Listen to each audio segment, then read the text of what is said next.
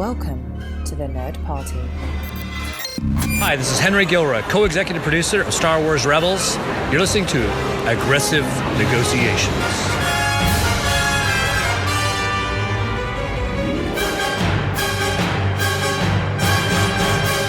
Hello and welcome to Aggressive Negotiations, a Star Wars podcast here on the Nerd Party Network, coming at you from the Aki Festival of the Ancestors here on Pasana in the Forbidden Valley. It is wonderful to be here. Wait, John, I feel like I'm on Jeddah. You feel like you're on Jeddah? Am I getting my planets mixed up? Well, let me ask you, I know that you see the festival going on. Is there a big hole where a city used to be? I don't see a big hole. Then we're on Pasana. So it's okay. Okay. Yeah. Okay. It's fine. It's fine. I wasn't sure if the calculations got done or, like something like that. Well, some snafu had happened. When we were light speed skipping the way that we were, and we went to zany places for 2 seconds or less, you can get Jeddah and Pasana mixed up that way. Sure. So true. Well, we're excited to be back with you. This week we are going to be diving into the extras, as we like to do, for the home release of the Rise of Skywalker. And before we do that, John, just want to remind everybody that you can find us wherever you get your podcasts. If you're over on Apple Podcasts, give us a star rating and review, because we're doing that review contest right now for USA residents. And you can win a copy of The Art of Star Wars: The Clone Wars, which is a really cool book. I'm so excited to give this away to somebody.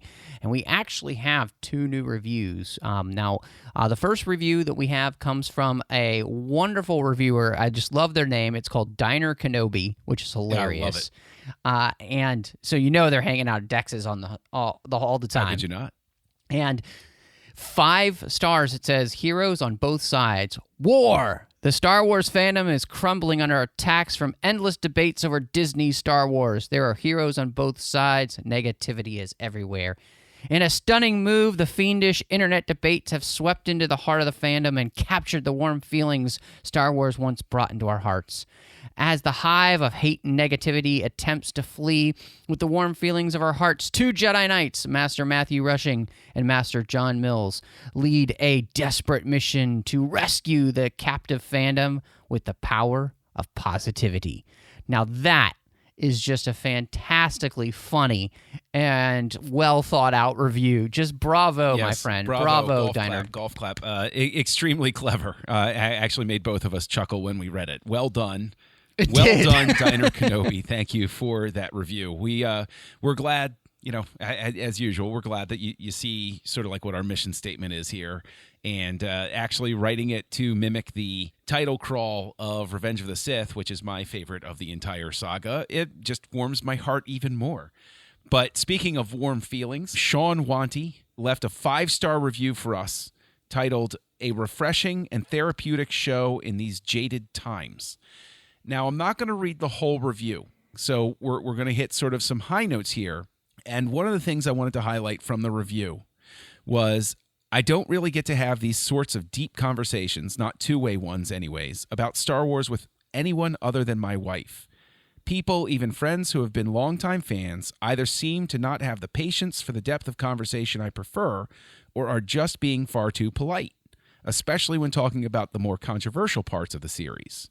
But both Matt and John have been exemplary toward me in this regard, showing the kind of conversational depth I've been looking for. Now, that right there is incredibly meaningful because we do try to strive for those conversations that we all like to have, but sometimes can't really have in the comfort of, polite society. I've actually been scolded by my lovely wife because I will start to go down that rabbit hole, and she notices people at Christmas parties or something like that have their eyes start to glaze over and they're being far too polite to disengage from the conversation because they see how animated and interested in the topic that I am.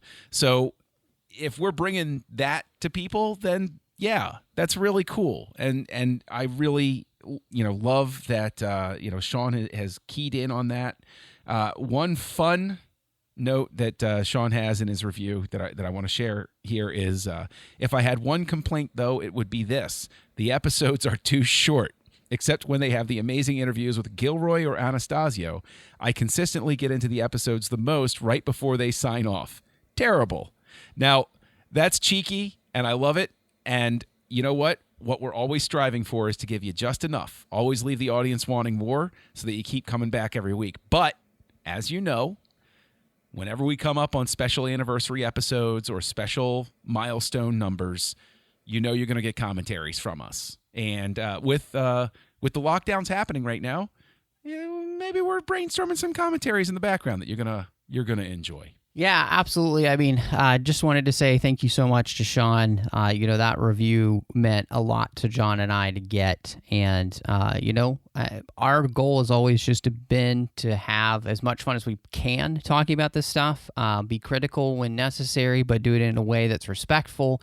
And, gosh, with the emails that we have gotten from this gentleman, John, I really think Sean should start his own Star Wars blog because he definitely has a way with words and writing. So I would highly encourage that because I think everybody could benefit from the things that he's thinking about, not just us, which we've been amazing recipients of. So, thank you so much for everybody who's been doing this for us, because obviously it helps the show. Actually, as we've been getting these reviews, our numbers have actually upticked a little bit. So we want to say a huge thank you because your effort is not just, to get a review so you can maybe win the book, but you actually are helping our show and you're making a difference with people finding it. So continue to do this for us. If you haven't ever given us a review, hop on there. It doesn't have to be something that's long-winded or anything. Honestly, every little review helps us find more people and help more people find the show. So we really appreciate that. You can find us also on Twitter at The Jedi Masters. That's our show account where you can follow us. We love interacting with people over there. You've got the entire network on @Join Nerd Party. We've got the nerdparty.com where you can find all the shows we're doing.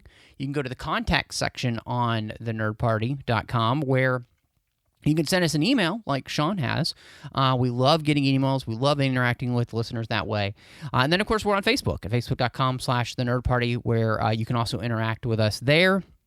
As we post the shows each week, which is a lot of fun. It's a great place to interact with us. And, of course, we're even on Instagram at The Nerd Party. So all of those places, we would love for you to follow us and like us and subscribe and all those things that you do there on social media. And, right now is, we are having a lot more time. It's the perfect time to interact, and the way social media was kind of meant for. So we really appreciate to everybody who's been helping our days pass because you've been interacting with us. So, John, we've talked about all of the extras that we've gotten throughout, especially, Disney Star Wars, quote unquote. And some of the releases we've been more excited than others. So, I just wanted to kind of start overarching, as you compare this with the other releases that we've gotten from Disney Star Wars, how does this one rank, do you think? Because, we've got a 2-hour documentary on there, the Skywalker Legacy. We've got some of the other documentaries there. There's the Maestro's Final. We were actually able to find, thank you, YouTube, the documentary that only came on the Target edition, which was called The Final Alliance. So with all of these extras, how has this extras lineup ranked for you? Without speaking to the quality, but more to the quantity, this is a further indication that Lucasfilm in the era of Disney has course corrected. Because the greatest complaint that we had with Force Awakens and Rogue One even were, where are the extras? We are used to having a masterclass in filmmaking with these releases, with new documentaries and in-depth, deep dive sorts of things. And so this is, I think, exactly what should be done. This is perfect. This gave all of these things are keyed toward the idea of giving a really in-depth examination of not just the filmmaking process, but the thinking behind why certain choices were made, how certain choices were arrived at, what compromises were made, and those sorts of things. And as a result, I'm happy with the amount of extras that they had on here. I suspect you are too. Yeah, absolutely. I mean, to me, anytime you're going to get a massive documentary about the making of a film on, the extras disc, and it's 2 hours. I mean, it's a little over 2 hours long. Mm-hmm. So to me, that's fantastic, especially since personally, my favorite extras come from the Lord of the Rings series. So, you've got 3-hour docs on each of those extended cuts. And then on The Hobbit, there were 9 hours. So, I mean, it's the most extensive you can get. And so I think, like you said, absolutely, it seems like Disney kind of is course correcting here with Lucasfilm because, heck, we're going to be getting soon a documentary series about The Mandalorian coming out. And it's a 8-episode series, so it's basically like getting a documentary for each episode. So I think in many ways Disney is seeing the validity of showing us the behind the scenes because fans love this kind of stuff. And I think maybe they're just being less precious with it in the same way that Lucas was. Like, when you think about Lucas's documentary for the Phantom Menace, which I still think is kind of the benchmark, that and Empire of Dreams from the DVD series that came out where they did the entire original trilogy.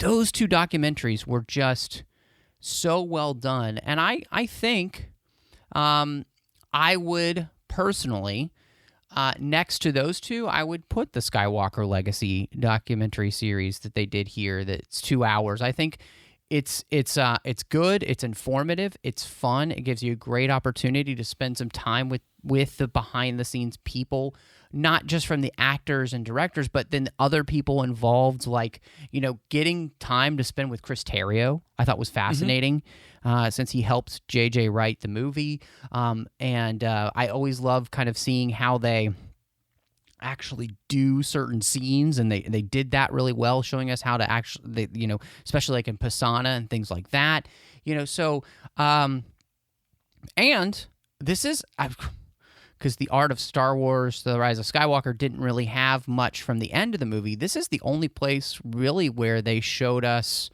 a more extensive look at the art for the end of the movie, which, with Exegol and the behind the scenes look at that stuff. So, all in all, I think it's, I would say it's pretty strong. Yeah. If I were to offer any criticism of that documentary, and, please take this as, just me being me sort of thing as usual.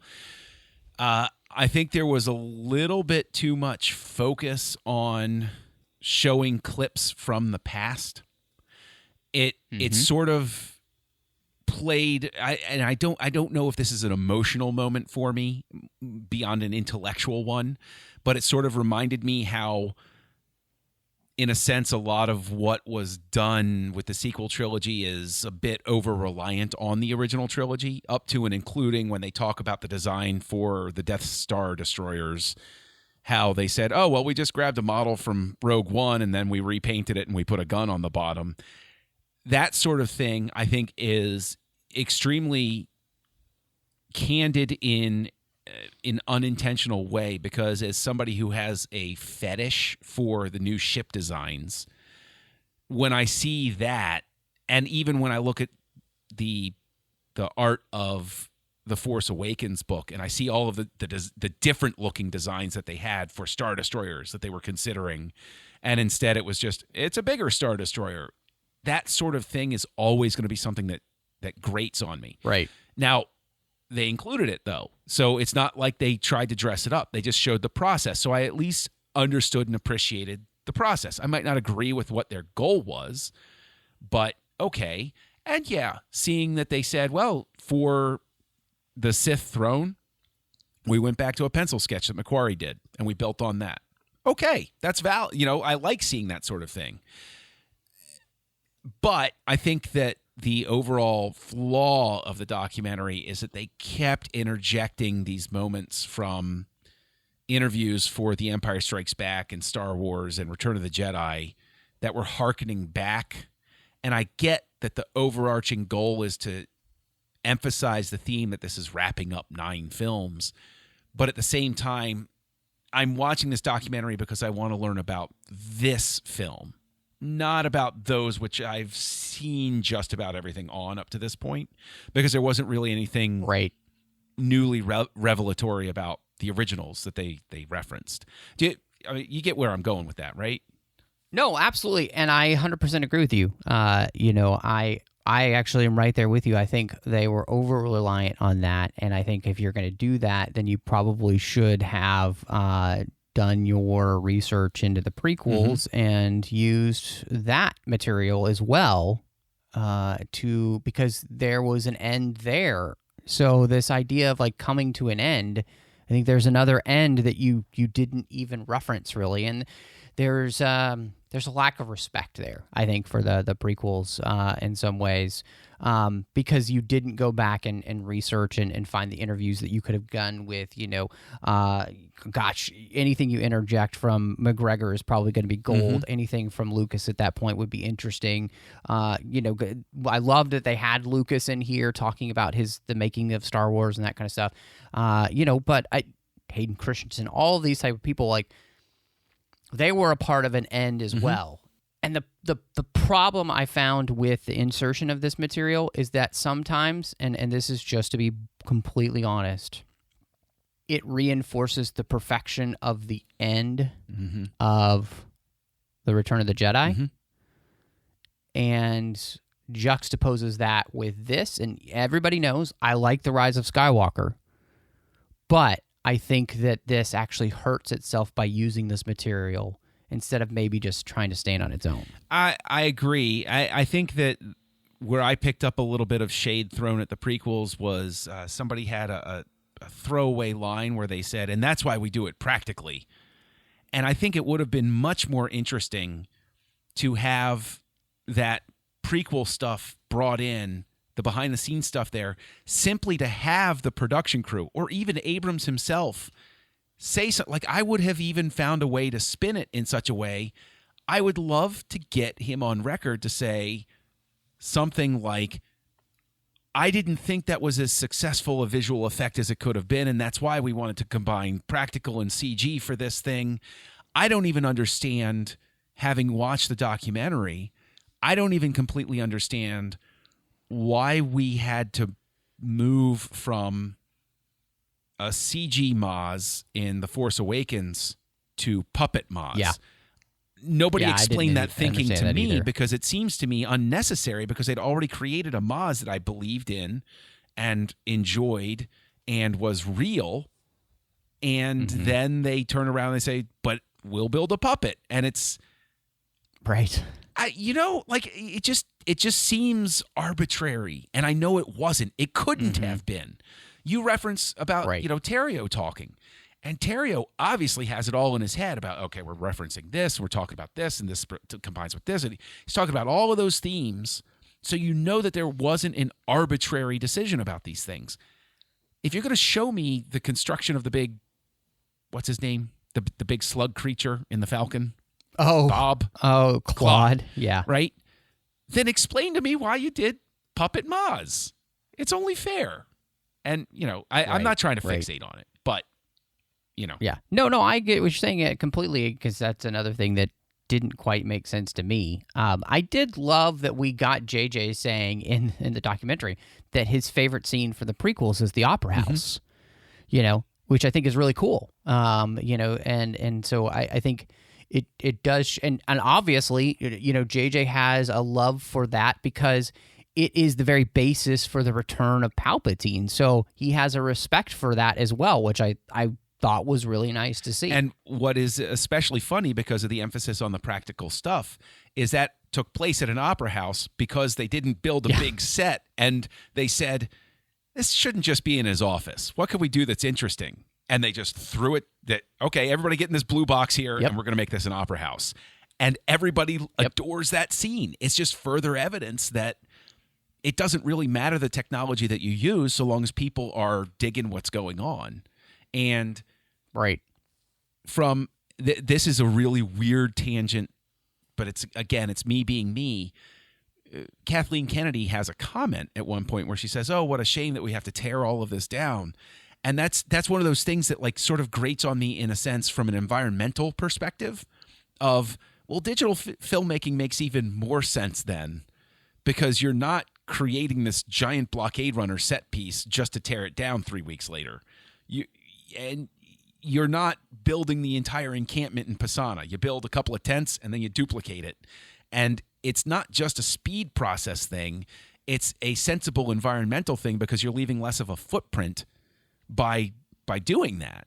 And yeah, absolutely. I know it's a weird thing for me to fixate on, but I do. No, I think, I do think that that's a great thought, though, when we think about, especially the way The Mandalorian's done, right? Mm-hmm. Where they have sets, but then everything else is a digital extension. And part of that allows them to be able to film on a much tighter budget. But it is much more environmentally friendly, and I think, as we're all looking to be good stewards of the planet that we have, building massive sets that look, lumber is a renewable resource, right? But it, with the I get what you're saying, and I think it makes a lot of sense. And then it is sad that you would like build that blockade runner and then it's not like sitting at a Disney park somewhere, right? Like it's like transport that sucker over to, Disney World. Completely agree. Why? Especially now, you see the animatronic Maz that was made. Well, we have an animatronic Hondo. Mm-hmm. Why not find a way to work animatronic Maz into Galaxy's Edge? Right. Have her, standing up working on something, on the rooftop or something like that, bemoaning, how she's 1,000 years old and she can't believe that they can't fix this yet. That sort of thing. Yeah. So I had a question for you because this is something that I got a chance to watch the documentary. I've seen it twice now because I watched it when I first got I cracked open the box set and then got a chance to watch it again before we recorded. And so one of the big things we learned about, and they really talk about in depth, which I liked, was their thought process is that they felt like they had to bring Carrie back for this film. And that obviously they are having to write the entire movie basically around the scenes that they have for Carrie.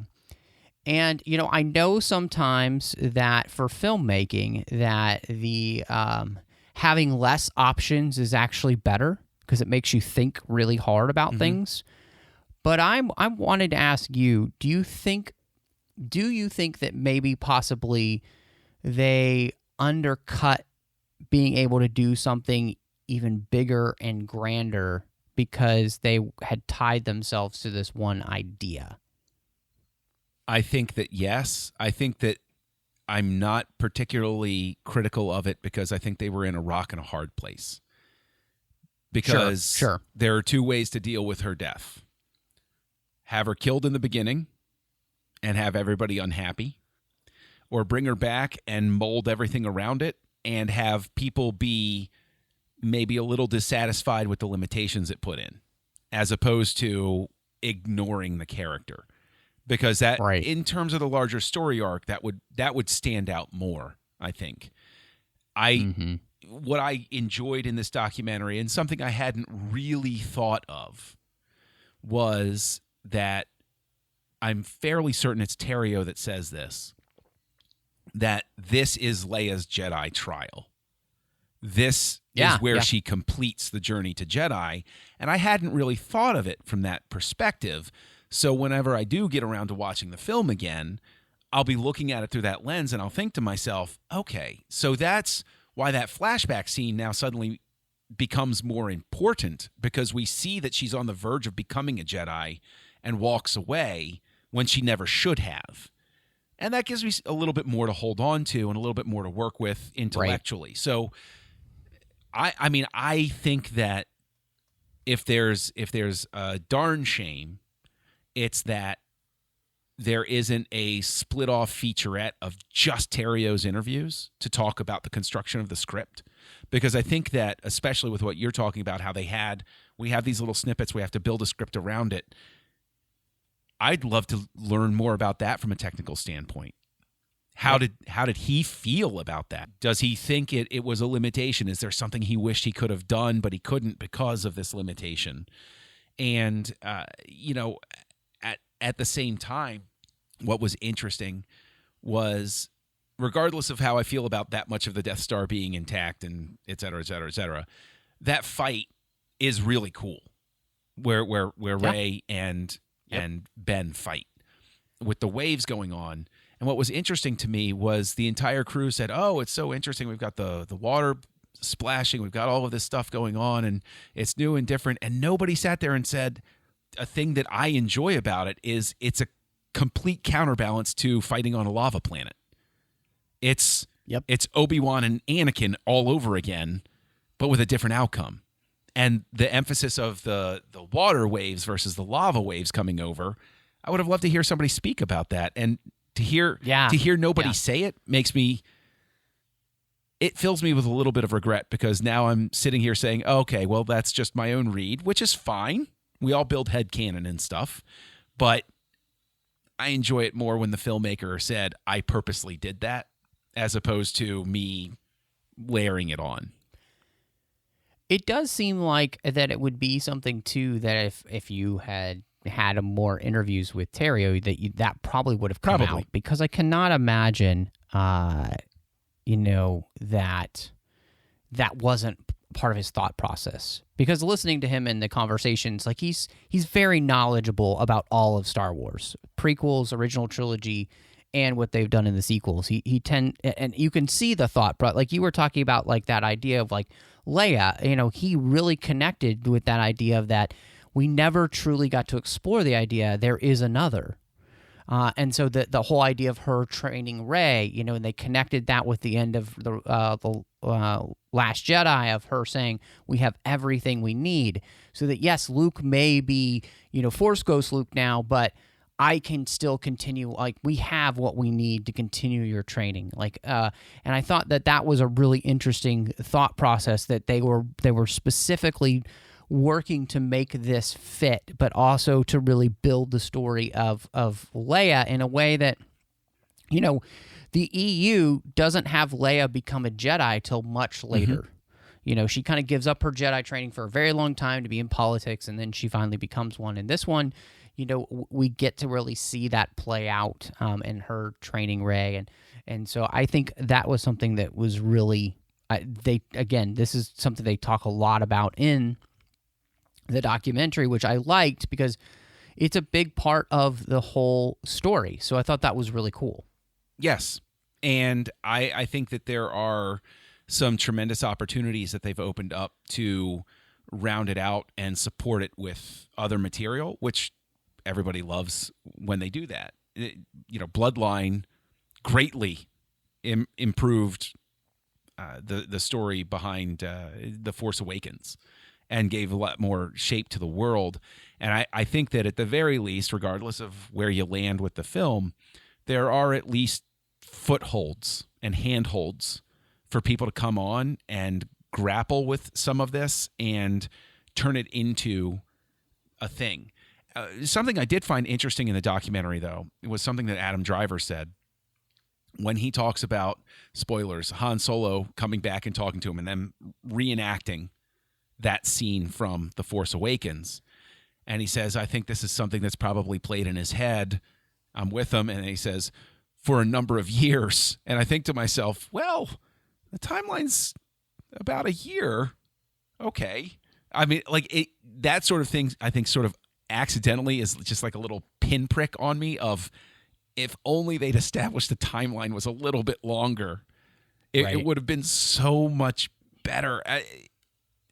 But again, that's Monday morning quarterbacking, and I'm not talking about criticism of the film in specific or anything. But of the actors, everybody was a joy to listen to in their behind-the-scenes interviews. I loved hearing from Ridley. I loved hearing from Boyega. I loved hearing from Isaac. But I was really intrigued by Driver, because he really seems to have this intensity, and the stunt coordinator specifically calling out that he was, I'm trying to use just the right word here, I think she said possessive of his physicality that she said, well, we'll get a stuntman. And he said, no, I'm doing everything. Like for him, it wasn't even an option not to do things because he owns that character.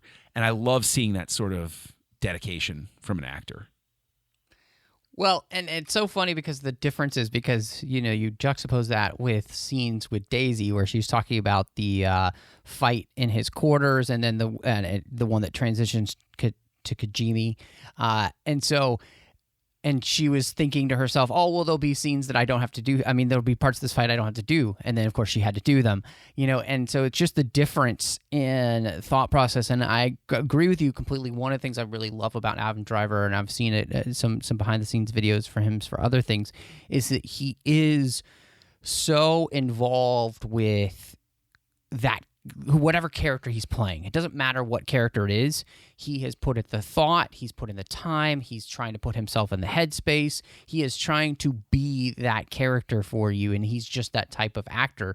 And I really appreciate that dedication to him, for him. And it was fun, to get into his head.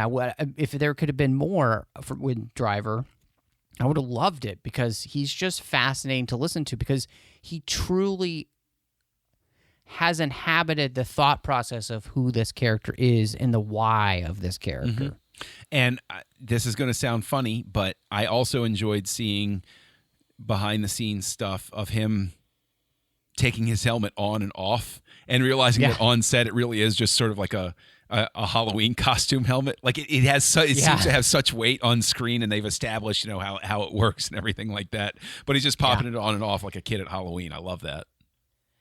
Well, and that mask thing is really cool too because they use, and I don't know the actual term, and they didn't mention it in the documentary, and I did not get a chance to look it up, but they talk about the Japanese idea of taking something that's broken and that you put it back together, and you have the gold filament that puts it back together, so you can always tell that thing was broken, but that it's been put back together. So they do that with the helmet, but instead of it being gold, they do obviously the red, and so the fact that you have this character who, Driver describes as being so sure of himself at the beginning and diving deeper into the dark side, but yet the visual representation of the cracks in the mask, that the cracks are literally showing now, but they're in red. Like I thought that made it so much more interesting to me, the idea that we brought the mask back, because it has such a thought process behind it and the why it looks the way it does. And it is a great representation of kind of the a character who thinks that they're actually becoming more sure of themselves, but what's really happening is that they are becoming more fissured. You know, like there's more shattering that's actually taking place inside until he finally completely shatters, on that Death Star battle where he is brought to a halt by, his mother. So, and what's really interesting too, so long as we're talking about this, is what was not gone into great depth in the documentary that I found surprising was I thought this would have been a terrific opportunity for them to do a super deep dive on the Knights of Ren and provide some more shading on that, and instead kind of absent. And that was odd for me because so much was made about them. He's the Lord Master of the Knights of Ren. It's like, oh, what is this? I still don't know. Okay. All right, that's cool. That's cool. Yeah, they actually left that for a comic book. Yeah, I know, but it would have been. No, I know what you're saying though. It would have been cool to finally, so one of the things that really stood out to me too is the short bit, and unfortunately Mark Hamill is not really in the documentary all that much. But I really loved it was really telling, and I thought it was really beautiful for Daisy to say that she thought that it was probably nice for Mark to be more like the Luke Skywalker of old. Mm-hmm. And to finally get to be that character. And, you even had Terrio say that, he loved the idea that even though Luke was gone, that he was continuing to actually help train the next generation of Jedi. Mm-hmm.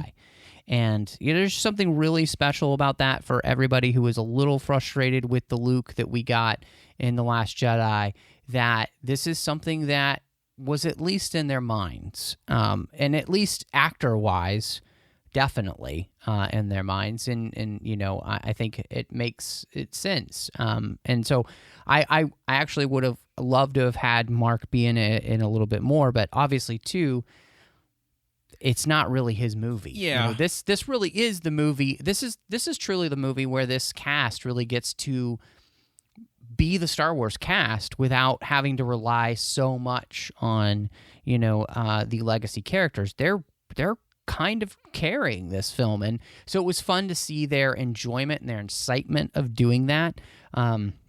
The fun that they had together, obviously they've known each other for 6 years now, so it seems like they have a blast together, and I think that's always fun to see.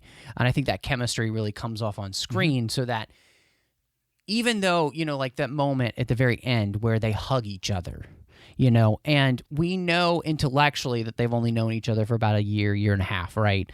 But they've known each other for 6 years, and so the chemistry of that scene plays so much more impactfully because of the way that these people relate to each other on a whole other level.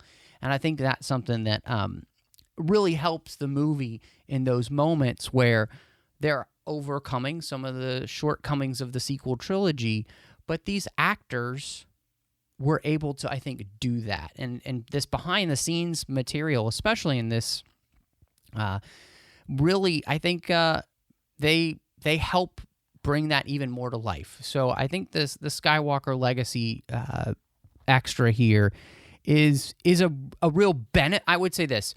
You want your extra to be a benefit to the film, right? And I think this definitely benefits the film because, like you were saying, you find these little tidbits that as you watch the movie kind of make it come alive in a different way for you or make you think of something new. And that's what you want and the extras to do, right? And so that's really good. I give them a lot of props for being able to pull that out of their hat with this one. I did find it interesting that we got a lot of deleted scenes in The Last Jedi. We got a couple of deleted scenes in The Force Awakens, but not really entering that territory with the Rise of Skywalker. And the thing is, with all of those rumors that were flying around, and granted they're just rumors, but there were these rumors flying around for the longest time. There's a 3-hour Abrams cut. He was mad that they made him cut 30 minutes out. Like, there are so many rumors flying around that are obviously BS, but or they are magnified beyond what the actual truth is. Like, maybe his cut was like 6 minutes longer or something. But it would have been interesting to get my hands on that stuff. I like the deleted scenes. A lot of our conversational mileage from The Last Jedi release was that those deleted scenes were on there, and we could actually talk very much about, did it make sense to cut this? Would it have been better to have this in the film, sort of thing? Yeah, so it's interesting you say that because, and one of the things we do want to do here on the show, and we hope to do, as soon as we can. It's been a crazy time for both of us, but we want to talk through the expanded novelization, and I'll spoil it here, but I think most of that material, if it had been in the film, would have been great, and so you can look forward to us talking about that when we get there. But I think a lot of those extended scenes, we have reference to that they exist somewhere in script form, things that they might not use or whatever. So I would have loved to have maybe seen some of those scenes, like you said, like we got with some of the other films, where you have extended scenes or actual, cut scenes or whatever. So absolutely, I think it would have been, great to get some of that. I would say here, the other documentaries on this, the main release that we get are not bad. I think the Pasana Pursuit is actually the most interesting one because they really go in depth about what that was like to shoot in the desert. The rest of the documentaries are not amazing, honestly. Aliens in the Desert, Dio, Key to the Past, Warwick and Son, and cast of characters are only okay. I think the best one that we get on the main release next to the Skywalker Legacy is the Maestro's the Maestro's finale. Yeah. And, getting to spend time with John Williams is such a joy, and to really get into his thought process was so much fun, and he deserves to be celebrated as a massive part of the Star Wars galaxy, and I was really glad that they gave this to us as the digital exclusive, because not only does he get to talk about the choices he made, but we also just get to celebrate a man who has helped make Star Wars what it is. Yes. Star Wars doesn't exist without John Williams. Full stop. Even Lucas himself said the music is so key to everything. And it carried that story forward and became a cultural phenomenon on its own. And I especially enjoyed in the Maestro's finale that Williams himself talked about, this is not an average opportunity to get to come back and continue working on a giant masterwork that spans 40 years. This is an abnormal sort of situation. And I love when he talks about the horn player who hit that top C when the fanfare started in 77, and it was the guy's first day in the orchestra. And just to see him recount that, I never knew that story, that it was the guy's first day and he was apparently just full of energy. He was going to nail that note. And you just think about that note is patterned into so many brains at this point. I mean, we've talked about that note a lot. Yes. Yes, we have. Yes, we have. Because it's never been the same. Nope. Not quite. Not quite. Not quite at all. But yeah, I do enjoy that. Maestro's finale. I love talking about the music. I love listening about the music. I actually wish, even though Anthony Daniels got a lot of attention in a similar fashion in the documentary, I would have liked a featurette with him as well, to say this is finally the end of 3PO's journey and get he's been very free with his insights. I remember in the Star Wars Insider how he had a column and he would share all of these tremendous stories from his experiences on set. And I would have liked a little sort of treatment the way that Warwick Davis got and the way that John Williams got. And what's tough is we obviously can't get that with Carrie Fisher, but it would have been very interesting to get that one. It would have been very interesting to get Mark Hamill to have, because if you're going to do something that's a retrospective on the entire thing, I guess by this point they've all said everything they need to say. So I guess that's a fair counterpoint. Yeah, that's hard. Yeah, that's definitely a tough thing to think about. The other extra that you only got if you got the Target edition, or you found it on YouTube like we were able to do, is a Final Alliance. And I have to say, it is a dang shame that this was not on the other editions, because it's one of the best extras that they did. It's like 20 minutes long. It's a little over 20 minutes long. And I love seeing the thought process behind like ships and like putting that together and all of the things that they do CGI wise to make these movies work. And just, I mean, even the thought that, they had that massive fleet show up, right? That it's they call it their Dunkirk moment.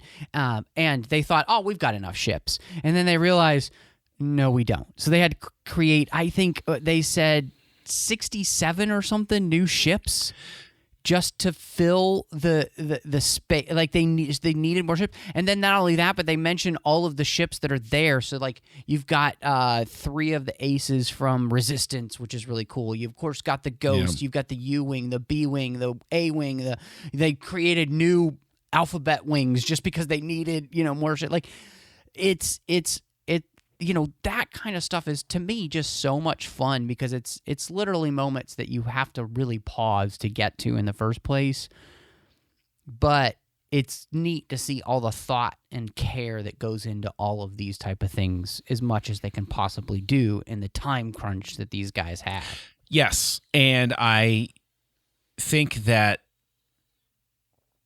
you're talking about the fact that it's on the Target exclusive edition, so you have to track it down by a certain way. I hate the exclusive edition nonsense. Me too. Because it is a way to wring dollars and cents out of people, because there are going to be people who are compulsive enough to go ahead and get the Target edition plus the regular edition plus all of the, plus you have the digital exclusive, and then you have and it's one of those things where it is not cool in my estimation. Everybody wants it, and so to whoever it was that made it available, bless you. Thank you. You've done the Lord's work. It was really cool to watch. Yes. So, John, I guess all in all, we kind of talked a little bit of our overall at the beginning, but kind of getting through the extras here. If you had a rating for them, maybe out of like 5 or 10, do you have a thought process of where you'd kind of put this on that type of scale? Well, I've been thinking about for the documentary, because inevitably it's going to be something I can rate on Letterboxd. What's difficult for me is that I think that it's well put together. I think that its obsession with showing old footage undercuts it. I think that there are some flaws with it. So it probably lands on its own somewhere in the 3 to 3.5 star range. I'm not quite settled on that yet. Overall, with these extras, since I can include seeing the Maestro's finale, since I can include seeing a final alliance, since I can include X, Y, and Z, I mean, I would give the extras probably a solid 4 overall, just because they gave me what I want, which is process and thinking and that type of thing. What about you? I'm right there with you. I think it's an absolute 4 out of 5. I mean, I think this is if you're wrapping up the Skywalker saga, this is definitely more of a home run when it comes to the extras. And I'm just so happy that, this is what we got. As in the thought process behind the film. And I give the documentary itself, I gave it 4 out of 5, but I took away that whole star because of what you talked about. And so, it's just disappointing that was the way it decided to go with maybe undercutting itself a little bit. But I've seen it twice and I really enjoyed watching it. And I think part of this, and I think one of the helpful things about extras for films is it helps you appreciate the movie more. Even if you don't love the movie, if you get good extras that help you give an insight to the thought process of the creators, the thought process of the writers, the thought process of the actors, and you kind of give us an opportunity to see the personalities of the people as well. I think that's the thing that I really love, is that it helps me enjoy the movie more, regardless of how I feel about the overall movie, just because I've spent time with the people behind the scenes. And, there's a lot of love and care that go into this. We were talking about right before we started recording, one of the moments that I really appreciate about the documentary is the moment where they're filming Rey at the homestead, and she says, I'm Rey Skywalker. And they hold on that moment and they cut, and like Daisy's wiping her eyes because she's crying. JJ is crying. He's like, come on, guy. Like he's trying to make fun of the fact that he's, it's dusty out there, right? But that kind of thing is the thing that lets you know, regardless of how you feel about these people or they care a lot, and they're putting their heart and soul into these things. Because, as Nick Anastasio said to us before, nobody sits around and wants to make a bad movie. Their goal is to make the absolute best movie they can. And so I think that this series of extras really allows us to get into these people's heads, to spend time with them in a way that is really beneficial. And I think it makes the movie a better experience just for having allowed us to spend more time with them. Yeah, agree. Agree. So if people... Well, with that soliloquy done, John, where can maybe people find you if they want to catch up with you, talk to you in this crazy time that we're in, and see what else you've got going on? Well, you can reach out to me online. My username is Kessel Junkie. Honestly, I enjoy being on Letterboxd more than any other social network, so you can look for me there, offering pithy reviews of different things. I do lurk on Twitter here and there, too. I'm working on a behind-the-scenes thing right now for the Nerd Party that's going to drop this summer, but oh no, I've said too much already. And other than that, I mean, just send up the bat signal and I'll swing in from Gotham or something like that. But Matt, where can people find you? Well, you can find me on Twitter, Instagram, Letterboxd, Vero under the name MattRushing02. I'm also here on the network doing Owl Post with Drea Kaufman as we're talking through Harry Potter each and every week, one chapter at a time. Although we are almost done already now with the Half-Blood Prince. We've got just a couple chapters left with that, and then we're diving into the final book, so I hope you'll join us. 2 shows over on the Trek FM network. One is called The Orb. I do that with Chris Jones. We talk about Star Trek Deep Space Nine. We just had a brand new episode come out recently. We had a lot of fun, so check that out. You can find me doing the 602 Club, which is our General Geek show. We're talking about all of the fandoms we love. In fact, John graces us with his presence every once in a while. It's a lot of fun. He, wink, wink, maybe coming up in a few weeks, too, so you might want to check that out. Yeah. And then last but not least, doing cinema stories with my good friend Courtney as we talk through films, but through the lens of faith. But John, I'm getting that communique from the temple that it's time for us to return and maybe close these negotiations. Well, all right, fine, Matt. Negotiations are closed.